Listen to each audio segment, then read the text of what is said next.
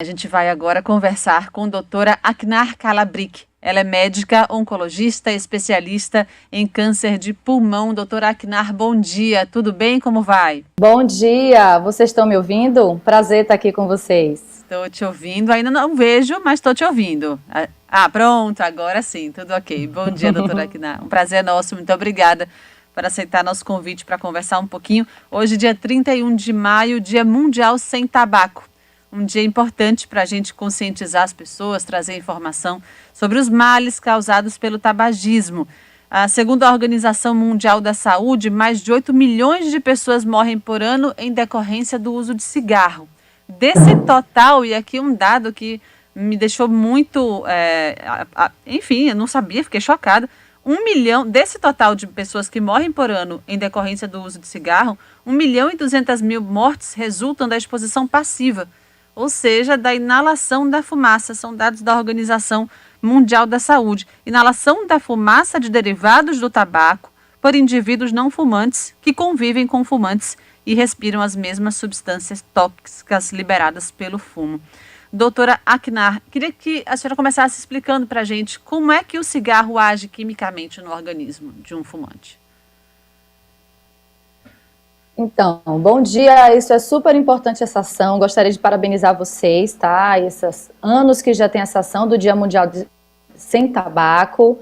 É importante entender que o cigarro, ele causa diversos malefícios ao organismo. Ele, primeiro, destrói estruturas relacionadas do pulmão, consequentemente diminuindo sua capacidade de respirar.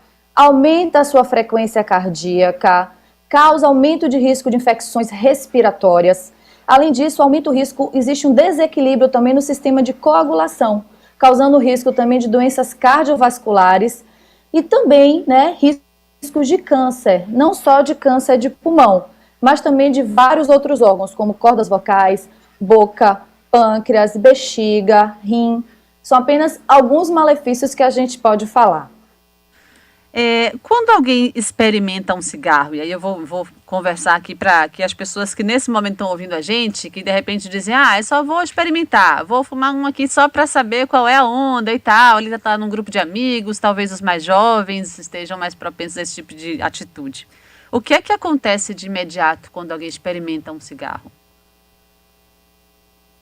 Você tem, na verdade, o cigarro, você libera uma série de substâncias, mais de 100 substâncias, e uma delas é a nicotina, e você gera imediatamente uma sensação de prazer, óbvio, por algumas alterações no seu organismo. Então, essa sensação de prazer imediata, leva o paciente a tentar repetir. Então, por isso que a primeira tragada é a mesma coisa da bebida alcoólica, Você tende a tentar experimentar mais, para tentar ter novamente essa sensação de prazer.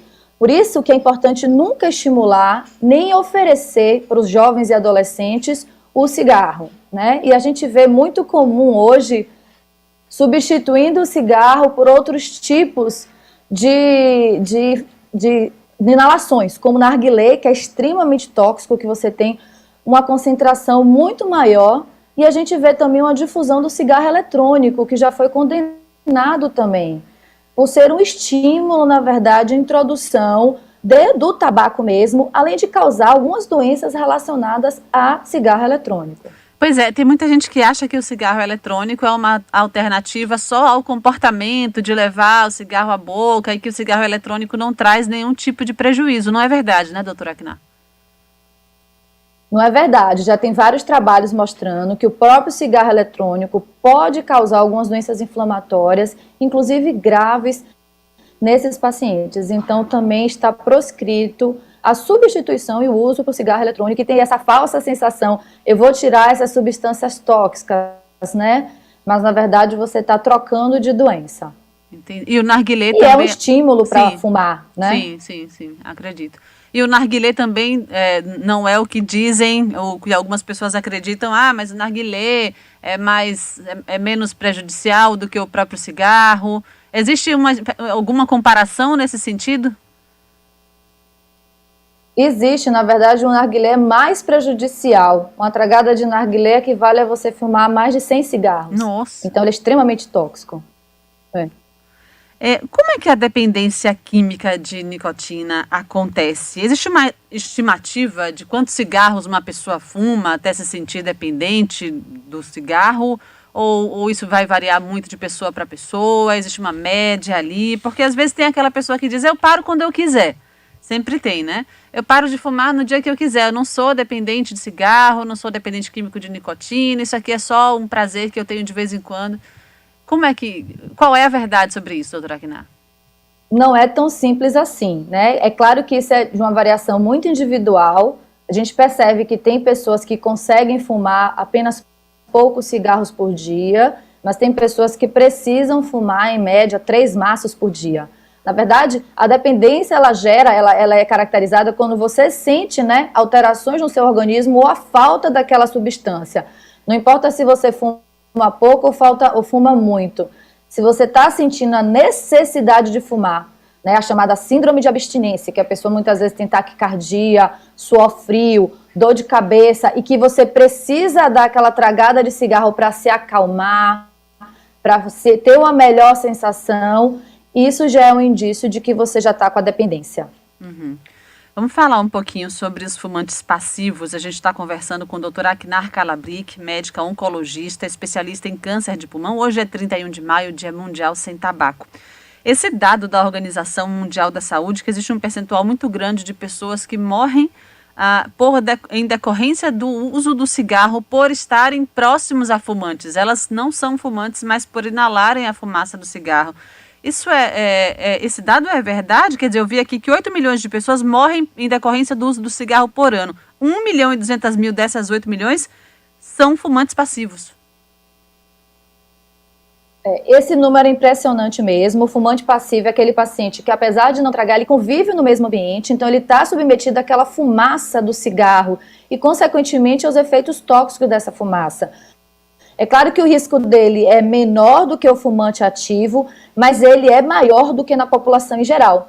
E uma coisa bem interessante, que talvez a gente vá falar mais um pouquinho, é que agora, com o Covid-19, as pessoas fumantes acabaram ficando no mesmo ambiente que as não fumantes, e isso aumentou a exposição de cigarro passivos daquelas pessoas que têm fumantes no mesmo ambiente. E, consequentemente, a gente espera aí um aumento do risco dessa população de algumas doenças. Foi dos aspectos observados agora nesse período de pandemia que a gente teve. Eu ia te perguntar justamente sobre a interação entre o cigarro e a Covid, não é? Quais são os perigos para um fumante ter um maior risco de agravamento de uma infecção por Covid, aí também do fumante passivo, com esse dado que a senhora acabou de trazer para a gente, que é significativo e é importante. Vamos falar um pouquinho sobre essa interação, cigarro e Covid. Duas coisas são importantes. A primeira é do próprio contágio, porque o fumante, ele tem a mania de colocar a mão na boca o tempo todo, né? Só o hábito de fumar, ele já aumenta, né, o risco da exposição por contaminação, né? Então, a falta de higiene, o fato de você tá levando a sua mão à boca, ter que tirar a máscara, você já se expõe a mais. E o uso do narguilé, por exemplo, há um compartilhamento daquele produto, né, que você utiliza para inalar. Então, isso aumentou muito também a exposição do Covid nesses usuários de narguilé. Quando a gente fala da doença em si, a gente sabe que pacientes com doenças cardiovasculares, enfisema, outras doenças, diabetes, né, infarto, são os pacientes que estão sofrendo mais com Covid. São aqueles pacientes que têm maior risco de mortalidade. Então, a OMS ele já lançou um alerta de que pacientes que são tabagistas têm maiores riscos de complicações por Covid e maior risco de óbito por Covid uma vez infectados. Pois existe algum dado sobre um aumento ou diminuição do uso do cigarro nesse período de pandemia? Eu conheço algumas pessoas que deixaram de fumar, ou porque tiveram Covid e acabaram, enfim, até a própria preocupação, além do agravamento dos casos, mas a preocupação por um agravamento do caso acabou levando a pessoa a parar de fumar. Mas existem pessoas que começaram a fumar, talvez por ansiedade ou outras razões nesse período de pandemia? Na população em geral, os dados mundiais pela OMS mostram que houve um aumento da incidência de tabagismo pelo grau de estresse e ansiedade causado pelo momento da pandemia. Mas, ao mesmo tempo, houve um movimento de que as pessoas começaram a entender da importância de parar de fumar e cresceu esse apelo para que entendesse da importância da cessação de tabagismo. Mas, infelizmente, houve um discreto retrocesso aí no número de tabagistas, e vinha em queda mundialmente, né, esse número de tabagistas. Com a pandemia a gente teve um pouquinho de aumento, mas esperamos agora, com o entendimento dos malefícios do cigarro relacionado à Covid, que de novo há um estímulo para que as pessoas possam parar de fumar. Uhum. Doutora Aknar, eu imagino que alguns ouvintes nossos nesse momento que são tabagistas e que são fumantes estão pensando de novo, né? Poxa, eu gostaria muito de parar de fumar, é difícil, eu não consigo, já tentei, fiquei um tempo sem fumar, acabei voltando, como é que eu faço? Preciso de ajuda. O que a senhora diria para essa pessoa que está ouvindo a gente agora, que é fumante e gostaria de parar? Realmente, a primeira frase é essa. Primeiro, eu quero parar de fumar e segundo, eu preciso de ajuda, né? Apesar de muitas pessoas dizerem que querem parar de fumar, uma porcentagem pequena consegue, menos de 30% acaba procurando auxílio para parar de fumar. E é importante que você tenha um especialista, que geralmente é o pneumologista. Primeiro que ele vai avaliar em você todas as doenças que o cigarro já causou, para que possa iniciar algum tratamento adequado. E segundo, ele vai te auxiliar muitas vezes com medicamentos. E aí vai saber que tipo de reposição, uso de antidepressivos, ou uso de reposição de nicotina vai ser necessário para que você possa parar de fumar. É um processo demorado, né? É um processo que muitas vezes tem recaídas, mas que isso não pode levar ao desestímulo. Uhum. Mas a gente tem que saber que há grandes benefícios ao parar de fumar, tanto benefícios imediatos quanto a longo prazo. Era exatamente o que eu ia te perguntar. Quais são os benefícios de curto prazo? O que é que acontece com o indivíduo que para de fumar, logo depois que ele para de fumar, e em longo prazo também? Então, assim, imediatamente, né, com poucos minutos a nicotina começa a cair no organismo, você aumenta os níveis de oxigênio no sangue. Em 24 horas, sua pressão arterial ela já começa a melhorar, tá? Em 2 dias, você já começa a sentir melhor o cheiro do olfato, o gosto das substâncias, né?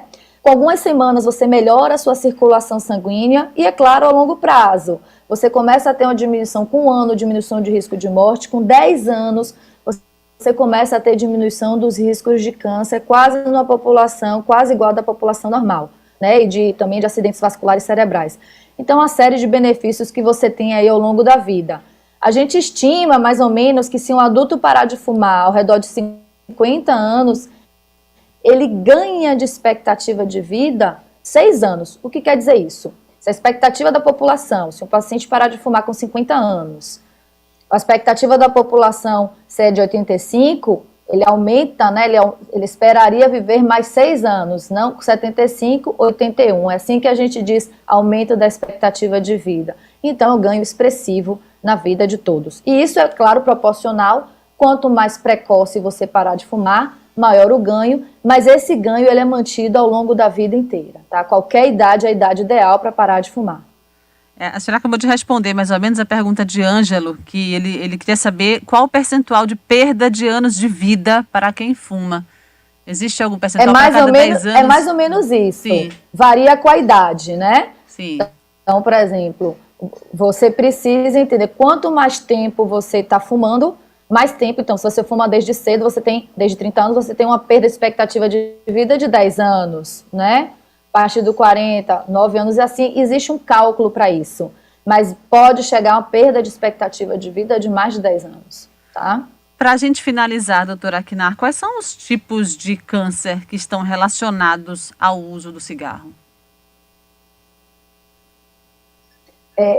O principal deles, porque tem uma grande mortalidade, é o câncer de pulmão, tá?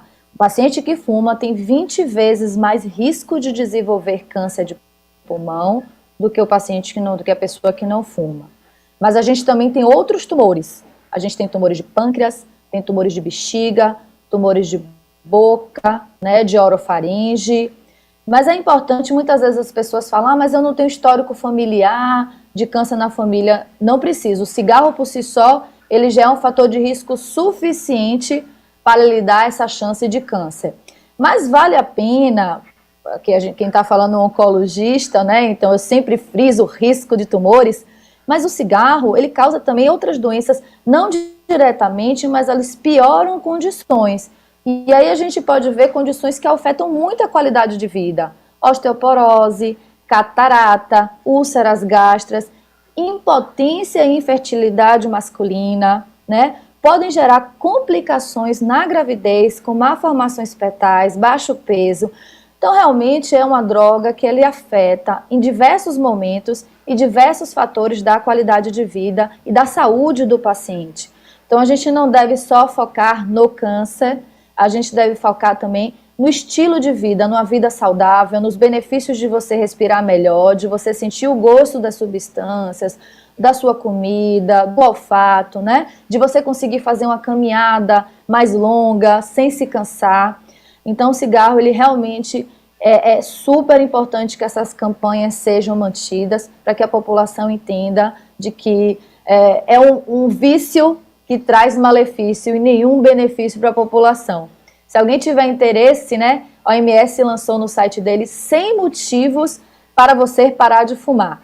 Então, assim, proteger a você e seus familiares, não gastar dinheiro, né, diminuir o risco de câncer, melhorar a sua saúde, sua oxigenação. É muito interessante quem quiser dar uma olhadinha nisso. Maravilha. E nesse 31 de maio, nesse Dia Mundial Sem Tabaco, nosso ouvinte que tiver decidido que quiser parar de fumar, procure ajuda, não desista, aconteceu uma recaída, siga em frente, que com ajuda consegue. Não é isso, doutora Aknar? Com certeza, com certeza. Maravilha, queria muito te agradecer pela disponibilidade em conversar um pouquinho com a gente. Uma boa semana e até a próxima. Eu que agradeço a todos, boa semana e parabéns mais uma vez pela iniciativa. Bom dia. Muito obrigada, parabéns pelo trabalho também.